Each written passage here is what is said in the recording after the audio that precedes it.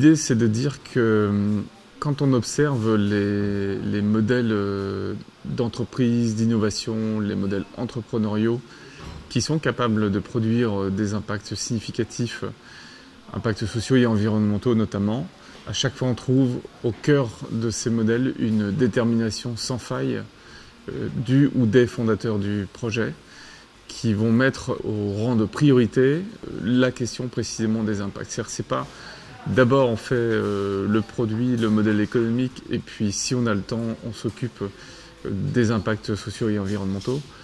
C'est la finalité même de l'entreprise et des produits et services qui sont proposés que de relever le défi des impacts sociaux et environnementaux, ce qui en fait des entreprises extrêmement singulières par rapport à leurs concurrentes.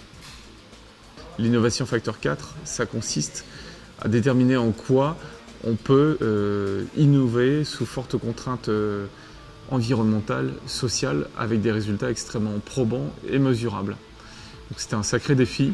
Certaines entreprises réussissent à le relever, mais il faut un certain nombre de conditions pour y parvenir. Et à vrai dire, les entreprises qui réussissent vraiment sur ce champ-là ne sont pas si nombreuses, pas assez nombreuses en tout cas, même si on a quelques modèles qui peuvent en inspirer d'autres. L'un des exemples que j'aime beaucoup citer, c'est Fairphone. Fairphone, qui est donc un téléphone portable, qui est né avec une obsession pour son fondateur Bas Van Abel. D'abord rendre la téléphonie plus transparente, notamment en matière de traçabilité des composants du téléphone. Certains composants comme le coltan, issus de mines du Congo, sont soumis à un trafic intense avec des conséquences humaines parfois désastreuses.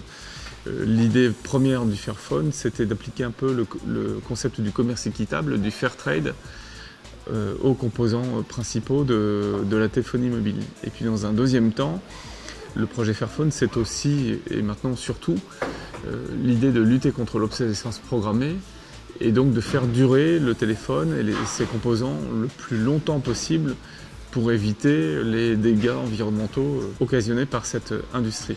Et donc Fairphone a conçu un téléphone entièrement modulaire qui est composé d'une quinzaine à vingtaine de pièces que l'on peut changer comme un Lego, que l'on peut faire réparer. Le but ultime de Fairphone, c'est de ne posséder dans sa vie qu'un seul téléphone dont les pièces seront changées au fur et à mesure de leur usure éventuelle, toutes ces pièces étant recyclables, tout ça pour minimiser l'impact environnemental du téléphone à terme. Pour l'instant, Fairphone a vendu 125 000 exemplaires de son téléphone dans le monde. C'est encore petit, mais c'est assez prometteur.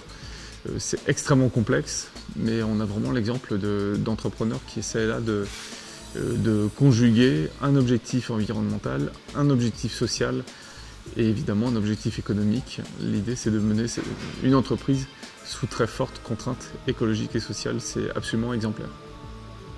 L'enjeu, c'est surtout de savoir si ces modèles vont pouvoir faire tache d'huile, en inspirer d'autres, et si d'autres entrepreneurs vont pouvoir se saisir de ces modèles en se disant mais finalement le rôle d'un entrepreneur étant de lever, ou d'une entrepreneur étant de relever des défis, eh bien pourquoi pas relever ce défi environnemental qui est un défi extrêmement stimulant, qui donne du sens aussi à l'entreprise. Et si c'est le cas, et donc si ces modèles font tache d'huile, oui, je crois qu'on relèvera le défi. Enfin, en réalité, je crois surtout qu'on n'a pas le choix. Donc c'est la voie qu'il faut suivre, et suivre ces personnalités extrêmement inspirantes pour essayer d'aller encore plus loin qu'elles, de les aider, mais aussi de faire se développer tous ces modèles vertueux sur le plan social et environnemental. En tout cas, c'est un beau projet.